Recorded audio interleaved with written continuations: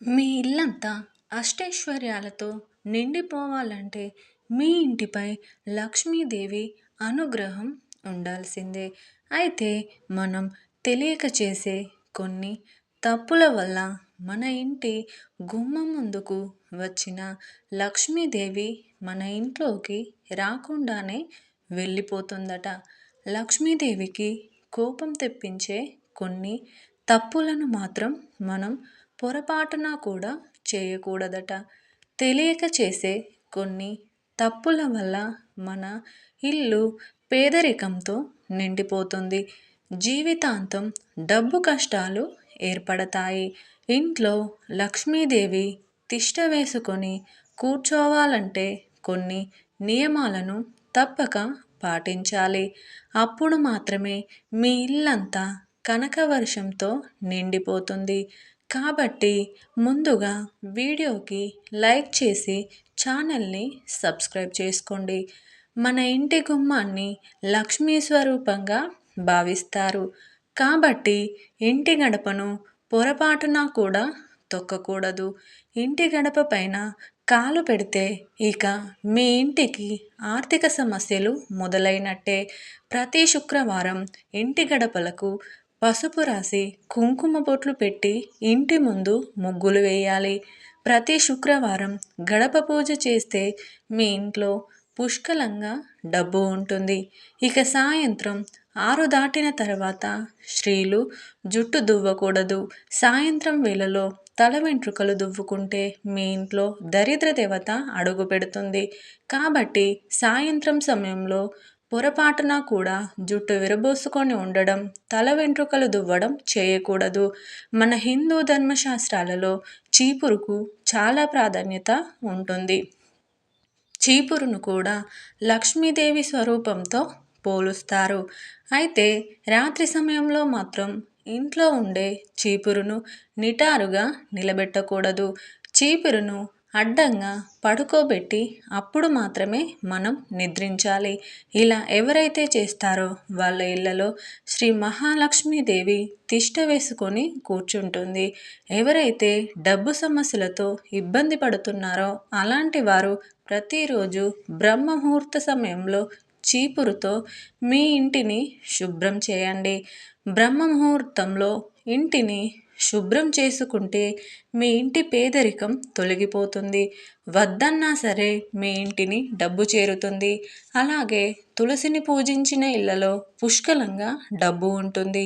ప్రతిరోజు తులసి మొక్కకు నీళ్లు పోసి తులసి చుట్టూ ప్రదక్షిణలు చేస్తే ఇక మీ ఇల్లంతా బంగారంతో నిండిపోతుంది. అయితే ఆదివారం రోజున మాత్రం పొరపాటున కూడా తులసి మొక్కను పూజించకూడదు. అలాగే శనివారం మరియు ఏకాదశి రోజుల్లో తులసి దళాలను కోయకూడదు. ఇక మనలో చాలామంది కాళ్ళు కడుక్కోకుండా ఇంట్లోకి వస్తూ ఉంటారు. ఇలా చేయడం వల్ల మీ ఇంట్లోకి చెడు శక్తులు ప్రవేశిస్తాయి. ఇక మీ ఇంటికి కష్టాలు ప్రారంభమవుతాయి. కాబట్టి కాళ్ళు కడుక్కోకుండా ఇంట్లోకి రాకూడదు. సంపదలకు దేవుడైన కుబేరుడు ఉత్తర దిశలో కొలువై ఉంటాడు. కాబట్టి మీ ఇంటి ఉత్తర దిశ పరిశుభ్రంగా ఉండాలి.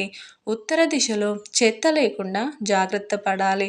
ఉత్తర దిశలో పనికిరాని వస్తువులు ఉంటే లక్ష్మీదేవికి కోపం వస్తుంది. ఇక మీ ఇంటి సంపద నశించిపోతుంది. ఇక సాయంత్రం సమయంలో పొరపాటున కూడా చీపురుతో ఇంటిని శుభ్రం చేయకూడదు. ఇది మీ ఇంటికి దురదృష్టాన్ని తెచ్చిపెడుతుంది. సాయంత్రం సమయంలో చీపురుతో ఇంటిని శుభ్రం చేస్తే లక్ష్మీదేవికి కోపం వచ్చి మీ ఇంటి నుండి వెళ్ళిపోతుంది. వంట పాత్రలను స్టవ్ పైన ఉంచకూడదు. స్టవ్ పైన వంట పాత్రలు ఉంటే మీ ఇంటి పేదరికానికి దారితీస్తుంది. అలాగే మన జాతకంలో సూర్యుడు బలంగా ఉంటే తిన్న తరగని ఐశ్వర్యం వస్తుంది. కాబట్టి ప్రతి ఆదివారం రోజున సూర్యభగవానుడికి నీటిని సమర్పించండి. ఇక మీ ఇంటి సంపద రెట్టింపు అవుతుంది. ప్రతి ఒక్కరికి పూజ గదిలో తప్పనిసరిగా లక్ష్మీదేవి పాదముద్రలు ఉండాల్సిందే. మీ పూజ గదిలో లక్ష్మీదేవి పాదముద్రలను గీయండి లేదా పాలముద్రికల పటాలు పెట్టి పూజలు చేయండి. తద్వారా మీ ఇంటి ఆదాయం విపరీతంగా పెరిగిపోతుంది. నిలబడి ఉన్న లక్ష్మీదేవి చిత్రపటాన్ని ఎట్టి పరిస్థితుల్లోనూ పూజా గదిలో ఉంచకూడదు. వివాహమైన ఆడవాళ్ళు తెల్లవారుజామునే నిద్రలేవాలి.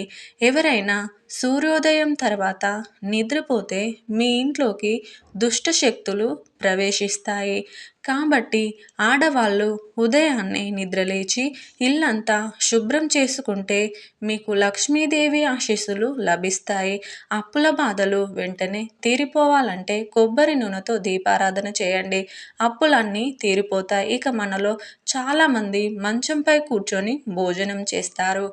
మంచంపై కూర్చొని భోజనం చేస్తే మీ ఇంటి సంపద మొత్తం కరిగిపోతుంది. ఆర్థిక సమస్యలు పెరుగుతాయి. కాబట్టి ఇక నుంచైనా మంచంపై కూర్చొని భోజనం చేయడం మానుకోవాలి. అలాగే ఇంట్లో భోజనం చేసే సమయంలో ఉత్తరముఖంగా కూర్చొని తింటే మీ ఆదాయం పెరుగుతుంది. మీ ఇంటి ముందు ఎవరైనా బిచ్చగాళ్ళు వస్తే ఖాళీ చేతులతో పంపించకండి. ఇలా చేస్తే మాత్రం లక్ష్మీదేవి మీ ఇంటి నుండి వెళ్ళిపోతుంది. కాబట్టి ఇంటి ముందుకు వచ్చిన పేదవారికి ఏదైనా సహాయం చేసి పంపించండి. దీనివల్ల లక్ష్మీదేవి ఎంతో సంతోషించి మీ ఇంటిపై తన ఆశీర్వాదాన్ని కురిపిస్తుంది. ఇంటి ఇల్లాలు కంటతడి పెట్టిన చోట లక్ష్మీదేవి ఒక్క క్షణం కూడా నిలవదు. కాబట్టి వివాహమైన ఆడవారు పొరపాటున కూడా నట్టింట్లో ఏడవకూడదు. ఇక మనలో చాలామందికి ఇంటి స్థలం ఉన్న ఇల్లు కట్టుకోవడానికి చేతిలో డబ్బులు ఉండవు.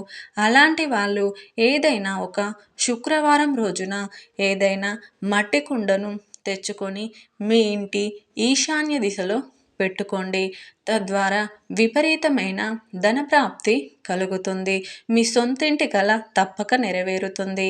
మనలో చాలామంది కాలికి నల్లదారం కట్టుకుంటారు. కాబట్టి కాలికి నల్లదారం కట్టుకోవడం వల్ల అనవసర ఖర్చులు తగ్గుతాయి. మీ ఆర్థిక సమస్యలు తగ్గుతాయి. అలాగే నరదిష్టి తొలగకుండా ఉంటుంది.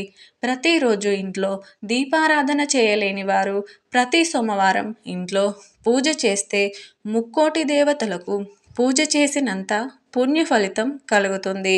శివుడికి సోమవారం అంటే చాలా ఇష్టం. ముక్కోటి దేవతలందరూ పరమశివుడిని పూజిస్తారు. కాబట్టి సోమవారం శివుడికి పూజ చేస్తే ముక్కోటి దేవతల అనుగ్రహం లభిస్తుంది. మీ పూజా గదిలో లక్ష్మీదేవి చిత్రపటాలు కానీ లక్ష్మీదేవి విగ్రహం ఒకటి కంటే ఎక్కువగా ఉండకూడదు. దీనివల్ల మీ ఇంటికి చెడు జరుగుతుంది. ఇక పూజా గదిలో ఉండే చిత్రపటాన్ని ఈశాన్య దిశలోనే పెట్టుకోవాలి. దీనివల్ల మీ ఇంటి ఐశ్వర్యం పెరుగుతుంది. పశ్చిమ దిశలో మాత్రం ఎట్టి పరిస్థితుల్లో ఉంచకూడదు. మన ఇంటి ప్రధాన ద్వారం గుండానే ముక్కోటి దేవతలు మన ఇంట్లోకి అడుగు పెడతారు. కాబట్టి ప్రతి ఒక్కరి ఇంటి ముందు స్వస్తిక్ గుర్తు ఉండాలి. తద్వారా మీ ఇంట్లోకి దేవతలు అడుగు పెడతారు. ప్రతి శుక్రవారము లక్ష్మీదేవికి పూజలు చేస్తే స్త్రీలకు దీర్ఘ సుమంగళి ప్రాప్తి వరిస్తుంది.